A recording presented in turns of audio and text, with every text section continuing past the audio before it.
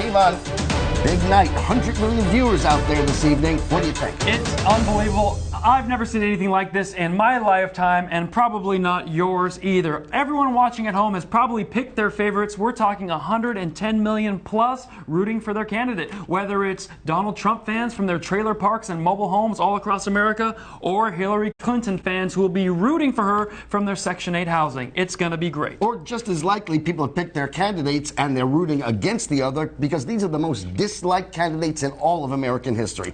I think tonight is going to be based on who do you hate the least, and then pick from there. All right, so let's go through what the debate itself is going to look like. Well, first of all, we know we have Hillary Clinton. She's a longtime politician. She is here to bring the heat, and she's kind of a resident New Yorker in a way. Right. I mean, it's sort of two New Yorkers against each other. It's like the New York deplorables versus the New York unlikables. That's right. Now, as we know, Hillary Clinton is basically from whatever region she's talking from at the time. Right. She's been from Illinois, she's been from Arkansas, she's been from Washington, D.C., she's been from New York. She really is America's candidate. And of course, Donald Trump, a relative outsider, a businessman, and it's really two different socioeconomic backgrounds. Donald Trump, the billionaire, and Hillary Clinton, a mere multimillionaire. Right, so she understands the common people. A little bit closer than most. Now, in this debate tonight, we're going to see a lot of different styles, very unorthodox styles. Donald Trump, not known for following any script that we can recognize. And Hillary Clinton, probably the single most scripted candidate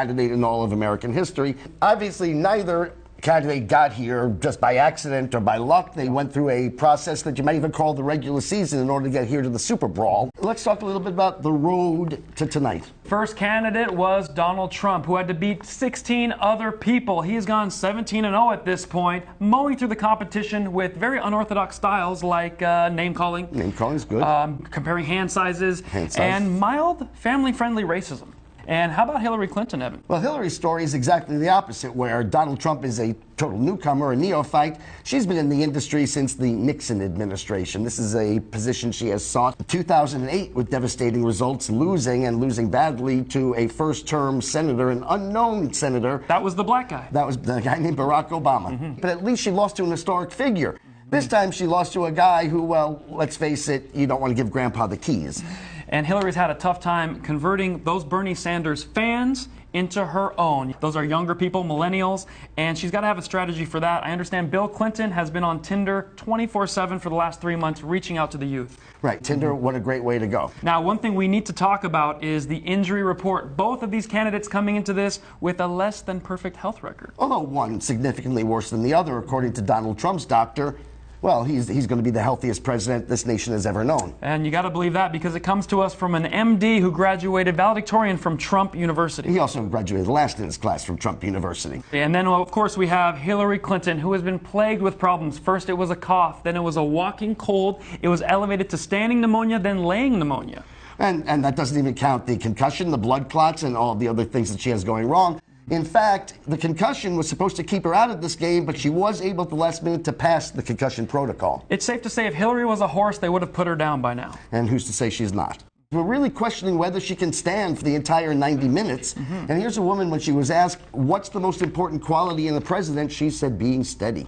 Being steady and not wobbling around. And now it's time to talk about the debating style. Each is very different. Hillary has been preparing like crazy for this. From what I understand, she has been interviewing. She has done mock interviews. She has talked to colleagues, and she has watched historical debates. Donald Trump, nothing. He wants to make a mockery of this debate live. Oh, I wouldn't say that he has done nothing. In fact, he has employed probably the person who knows Hillary Clinton better than anybody in the entire world. He's been talking to Vladimir Putin. Donald Trump has to come out early with the offense, and we know he can do it. He's the most offensive candidate we've ever known. So what is Hillary's defense? Well, Hillary's going to have some good defense. Trump's going to put up a solid wall and probably make her pay for it. She will pay for it, I'm sure. Now, it's important also to talk about, things that predictions American people might have. What are their key weaknesses going to be here tonight? Well, I think their key weaknesses, if you look at Hillary, her key weakness is that she's Hillary. And Trump's key weakness is that he's Trump. Yes, there's going to be no way to get away from those two things, so they're going to have to work within those parameters. Well, I think what they should do is just flip-flop personalities. Absolutely. That could help, and indeed, we hope they try something.